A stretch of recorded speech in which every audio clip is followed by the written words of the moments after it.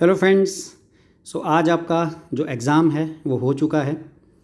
पिछले 5-6 महीने से आप इसकी प्रिपरेशन कर रहे थे, काफ़ी हार्ड वर्क किया था आपने, और आई होप कि ये आपका एग्ज़ाम अच्छा हुआ है।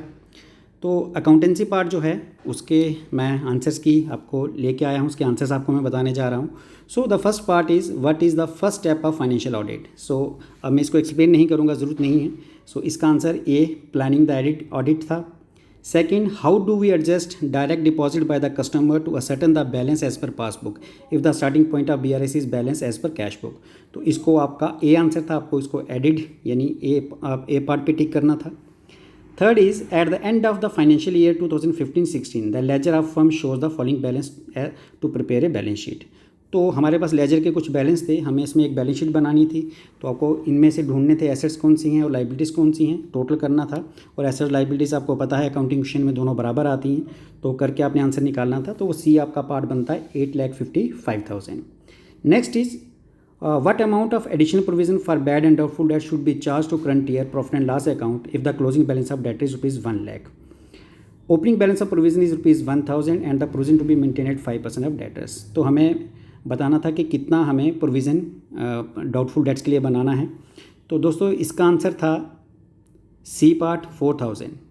चलिए दोस्तों, नेक्स्ट इज़ डेप्रिसिएशन डेप्रिसिएशन कैसा एक्सपेंडिचर है। B part non cash operating expenditure. Non cash मतलब जिसमें कैश का इनफ्लो या आउटफ्लो या कैश आया या गया नहीं होता। 86 is the public financial management system was earlier known as. तो इसका आंसर है दोस्तों central plan scheme monitory system. A is the right answer. 87 is drawing must be deducted from. Drawings हम कहाँ से डिडक्ट करते हैं, ये तो काफ़ी बार आपने क्वेश्चंस MCQs में पढ़ा भी है। तो ड्राइंग्स हमारी कैपिटल में से डिडक्ट होती हैं, तो right answer was C. Wages paid for installation of new machinery should be. तो ये मैंने बताया था कि जब हम कोई नया एसेट खरीदते हैं उसमें हम जो भी कोई एक्सपेंडिचर करते हैं वो उस एसेट की कॉस्ट के साथ जुड़ जाता है। B is the right answer, debited to machinery account. Next is the credit balance of retained earning statement represent. Retained earning मतलब पार्ट ऑफ प्रॉफिट। तो कहता था क्रेडिट बैलेंस, उसका जो क्रेडिट बैलेंस है वो क्या रिप्रेजेंट करता है। तो जैसे मैंने कहा part of profit, it means undistributed profit, यानी वो प्रॉफिट जो हमने डिस्ट्रीब्यूट पार्टनर्स को नहीं किया। Next is receipt voucher is a. Receipt voucher क्या है, D is the right answer, record of receipts of cash and bank. Next drawings account is classified under. Drawing account को हम किसके अंदर क्लासीफाई करते हैं। Answer is personal account. What does a nominal account having debit balance represent. अगर किसी nominal account का debit balance है तो क्या रिप्रेजेंट करता है, D part expense and losses. A bank passbook is a copy of. एक बैंक की जो पासबुक है वो किसकी कॉपी है। Answer was the C, the customer account ना बैंक लेजर, यानी जो कस्टमर है उसका अकाउंट बैंक की जो लेजर है उसमें जो कस्टमर का अकाउंट है उसको हम bank passbook copy of bank passbook कहते हैं। चलिए दोस्तों, next is what is the basis of allocation of carriage inward cost among pre and post incorporation period. दोस्तों ये आउट ऑफ सिलेबस क्वेश्चन था, ये आपके सिलेबस में नहीं था। बेसिकली ये प्रॉफिट प्रायर टू इनकॉर्पोरेशन एक चैप्टर है उसका क्वेश्चन, और ये बीकॉम में पूछा जाता है, ये बीकॉम का चैप्टर है। इसका होपफुली आपको आंसर किसी को भी नहीं पता होगा, तो मैं आपको बता दूं इसका आंसर परचेज था कि कैरेज इनवर्ड को हम किस रेशो में बांटते हैं प्री एंड पोस्ट इनकॉर्पोरेशन में, that will be purchase ratio. Nominal account is classified under. Nominal account किस में आते हैं, answer is impersonal account. Goods given as charity should be. अगर हम चैरिटी में कुछ गुड्स देते हैं तो हम किसको क्रेडिट करेंगे, क्रेडिट टू परचेज अकाउंट। तो ये आपने काफ़ी बार पढ़ा हुआ है। Goods given as charity is credit to purchase account. Root cause for financial accounting is, तो डी पार्ट इसका राइट आंसर है, स्टीवर्डशिप अकाउंटिंग। नेक्स्ट पे आते हैं दोस्तों, which of the following adjusting double entries is correct for prepaid expense. अगर हम कोई एक्सपेंस प्रीपे करते हैं तो उसके लिए कौन सी एंट्री सही रहेगी।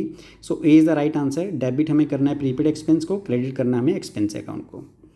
Next is the biggest strength of PFMS is an integration with the, तो इसका आंसर रहेगा डी दोस्तों, core banking system in the country. Next is which account is generally use in single entry and incomplete records to obtain the amount of credit sale made during the accounting period. हमें credit sale निकालने के लिए कौन सा account हमें बनाना पड़ता है, it's a debtor account, C is the right answer. Which one out of the following best explain double entry system. इसमें से कौन सा है जो डबल एंट्री सिस्टम को बेस्ट एक्सप्लेन करता है। C part, debit the receiver and credit the giver. Income tax paid on business income by sole proprietor. अगर कोई सोल प्रोपराइटर इनकम टैक्स पे करता है तो उसको हम कहाँ रिकॉर्ड करेंगे, C deducted from capital account the balance sheet, यानी जो बैलेंस शीट है उसमें जो कैपिटल होती है उसमें से डिडक्ट कर दिया जाता है। Next is the balance remaining after deducting gross profit from sale is called. अगर हम ग्रॉस प्रॉफिट में से सेल में से ग्रॉस प्रॉफिट निकाल दें तो बाकी जो बचेगा that will B cost of goods sold. So next is a check is received from customer and the same is deposited in bank for collection. It is finally returned dishonored, then it will be result into, इसका answer रहेगा B, customer account being debited. Customer का account क्या हो जाएगा, debit हो जाएगा, क्योंकि जब हम चेक रिसीव करते हैं तो उसका अकाउंट क्रेडिट करते हैं कस्टमर का, तो डिसऑनर्ड पे उसका अकाउंट रिवर्स हो जाएगा, मतलब डेबिट हो जाएगा।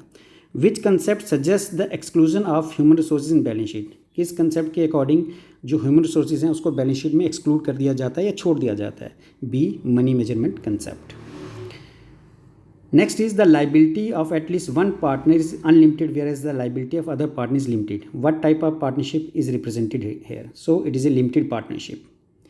Next part is statement of financial position produced from incomplete account records is commonly known as B, statement of affair. John and James are partners sharing profit equally. Jack enter the partnership and contribute a land whose historical cost is 50,000. Land की historical cost 50,000 है, book value 25,000 है, current market value 30,000 है।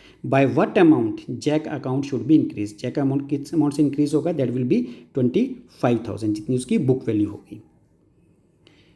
Next is a firm has omitted to record provision for bad and doubtful debts, how will it impact the financial statement. अगर एक firm ने अपने provision for bad debts record नहीं किए तो उसका हमारी फाइनेंशियल स्टेटमेंट पे क्या असर होगा, B, net profit would increase, आपका प्रॉफिट जो है वो उससे इंक्रीज हो जाएगा।